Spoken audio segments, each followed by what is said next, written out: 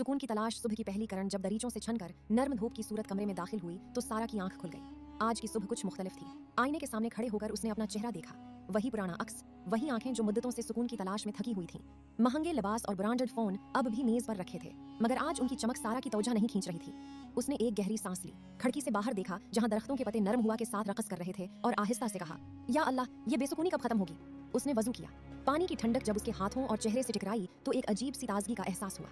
नमाज़े फज्र के बाद वो काफी देर जाए नमाज पर बैठी रही। कमरे में खामोशी का राज था, सिर्फ एक पुरानी घड़ियाल की टकटक सुनाई दे रही थी। उसने कुरान पाक खोला और उसकी नजर इस आयत पर ठहर गई, अला बिज़िक्रिल्लाहि तत्मइन्नुल क़ुलूब, खबरदार, अल्लाह के जिक्र ही से दिलों को सुकून मिलता है। उसने आंखें बंद कर ली। कितनी मुद्दत से वो सुकून को बाहर की दुनिया, शॉपिंग मॉल्स और सोशल मीडिया के लाइक्स में ढूंढ रही थी, जबकि असल खजाना तो उसके अपने अंदर था। सारा ने आज का दिन घर के उन कामों के नाम करने का फैसला किया जिन्हें वो अक्सर बूढ़ समझकर टाल दिया करती थी। वो बावर्ची खाने में गई।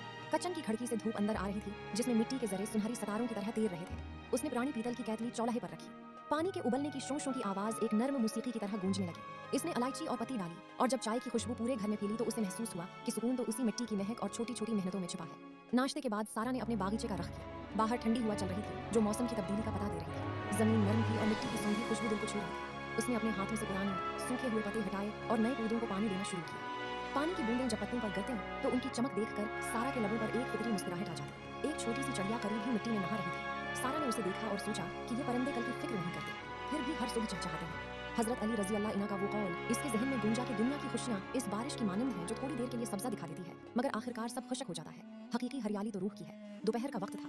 सारा ने पुरानी अलमारी से वो औन और सलाइयां निकाले जो बरसों से धूल चाट रही थी। इसने नरम इनाबी रंग का गोला उठाया और बुनने बैठ गई। सलाइयों की टुक टुक और ऊन का नरम एहसास उसकी अंगलियों को सुकून दे रहा था।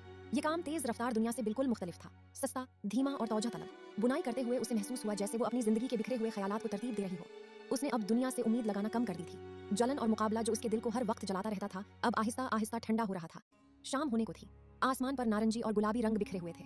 सारा ने एक पुरानी किताब और डायरी उठाई और सहन में बैठ गई। उसने लिखना शुरू किया, शुक्र के अल्फाज। शुक्र है इस ठंडी हुआ का, शुक्र है इस चाय की गर्माहट का, शुक्र है इस बेसुकूनी का जिसने मुझे अल्लाह के रास्ते पर वापस लौटा दिया।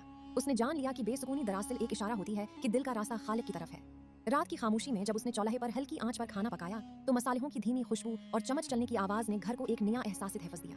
उसने अपने घर वालों के साथ मिलकर खाना खाया, मोबाइल फोन एक तरफ रख दिया, उनकी बातें सुनी और उनकी हंसी में शामिल हुई। उसे एहसास हुआ कि सुकून परफेक्ट लाइफ में नहीं बल्कि मौजूदा लम्हे को कबूल करने में है।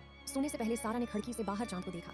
आज उसका दिल खाली नहीं था बल्कि एक नर्म रोशनी से भरा हुआ था। उसने महसूस किया कि जब इंसान अल्लाह की रज़ा में राजी हो जाता है तो शायद हालात नहीं बदलते मगर दिल बदल जाता है। सुकून कोई मंजिल नहीं थी जिस तक पहुंचने के लिए भागना पड़े, बल्कि ये एक रूहानी रास्ता था जिस पर आहिस्ता आहिस्ता चलना था। सारा ने सुकून पा लिया था, सजदों में, शुक्र में और